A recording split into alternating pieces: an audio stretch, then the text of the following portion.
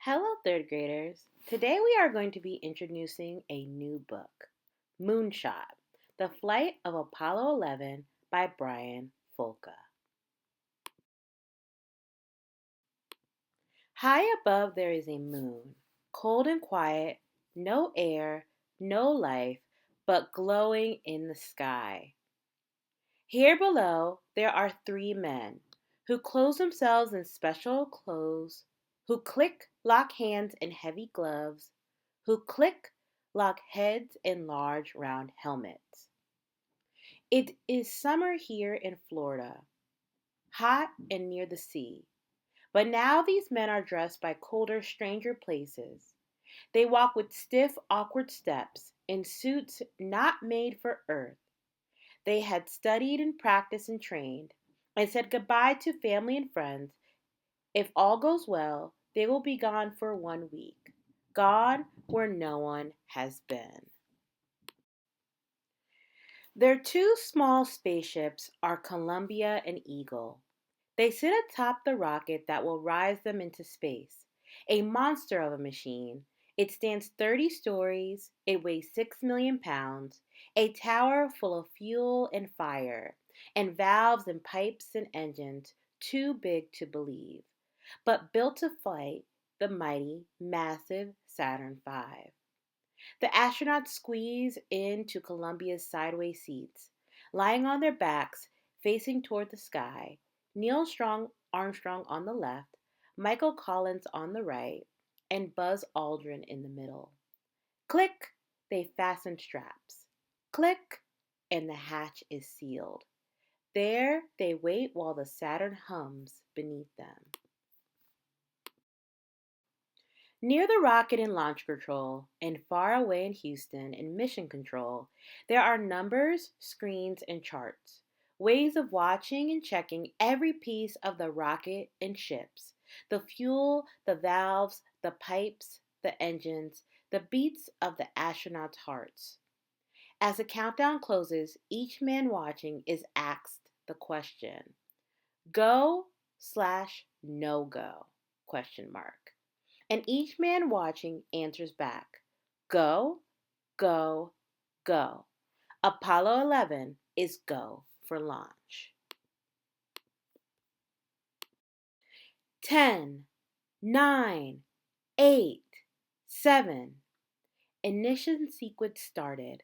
Flames push hard against the pad, every second pushing harder. 6, 5, 4. But still the rocket does not rise. Mighty arms hold it steady. Hold it till the countdown finishes. 3, 2, 1, 0. Liftoff! The rocket is released. It rises foot by foot. It rises pound by pound.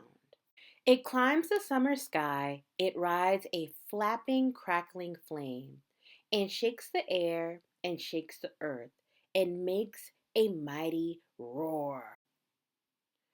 Armstrong, Collins, Aldrin ride the fire and thunder, pressed deep in their seats, their bodies as heavy as clay. The rocket below them sheds parts as it soars. Bolts explode, engines ignite. First stage, second stage, escape tower, gone. The rocket flies lighter. The rocket flies faster. In 12 minutes' time, it's 100 miles high. Then after an orbit around the Earth to talk with mission control, to check the course, to check the rocket and ships, the rocket's last stage fires again, pushing the astronauts on. And when the Earth has rolled beneath and rolled behind and left the astronauts go, the Saturn's last stage opened wide and releases Columbia, which was the rocket's tip. And also Eagle, hidden till now, a stranger ship, more bug than bird, a black and gold enfolded spider. Michael Collins, Columbia's pilot, turns her back around.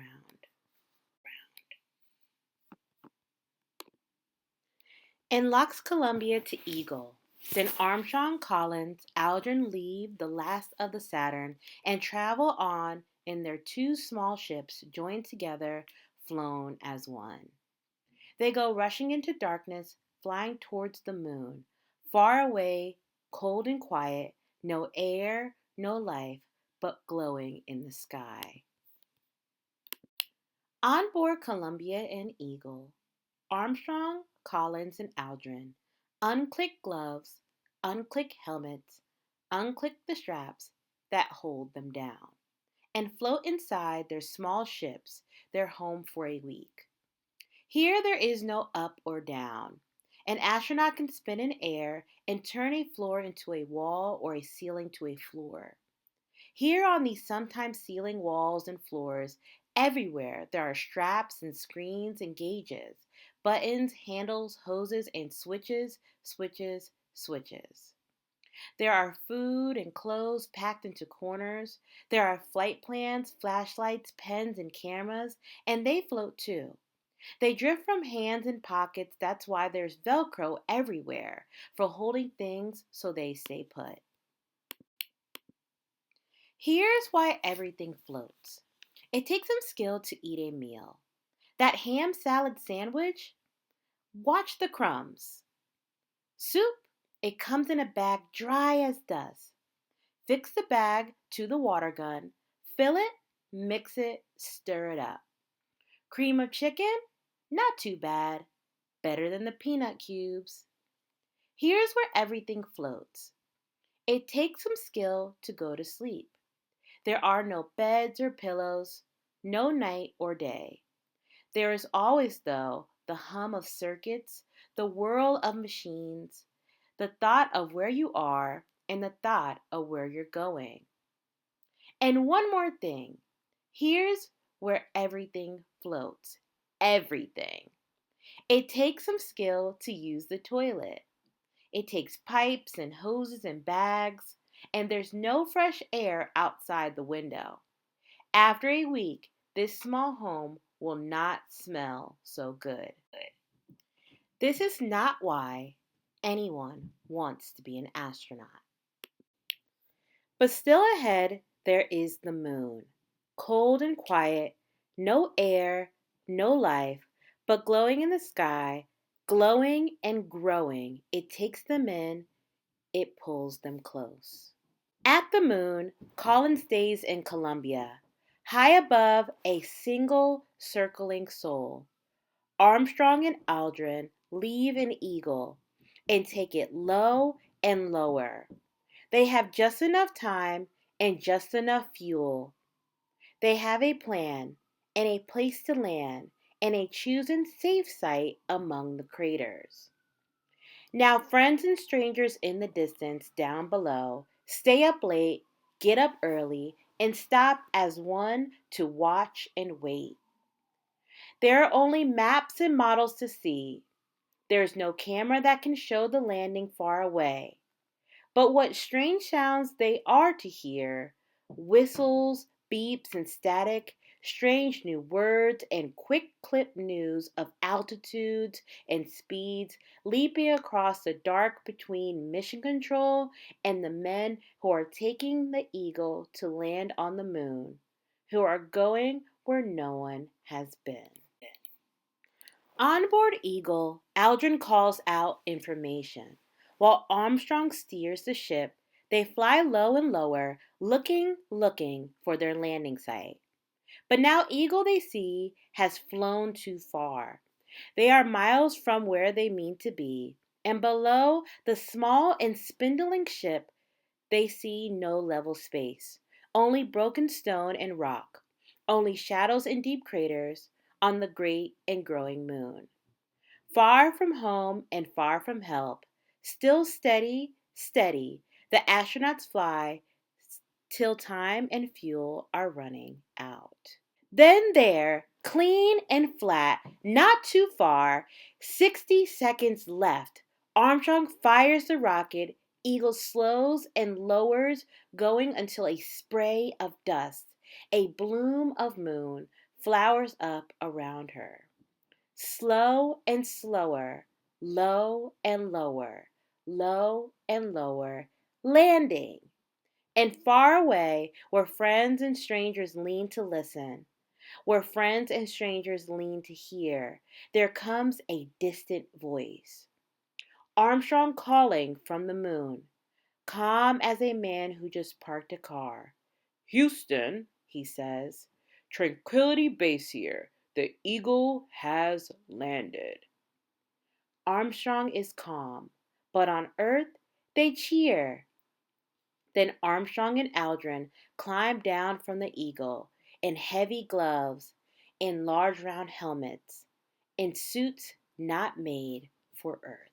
In suits made for the moon, here below, all around them, cold and quiet, no air but life, there is life on the strange and silent, magnificent moon. Armstrong and Aldrin walk its rough, wide places. They step, they hop, as light as boys. They loop and leap.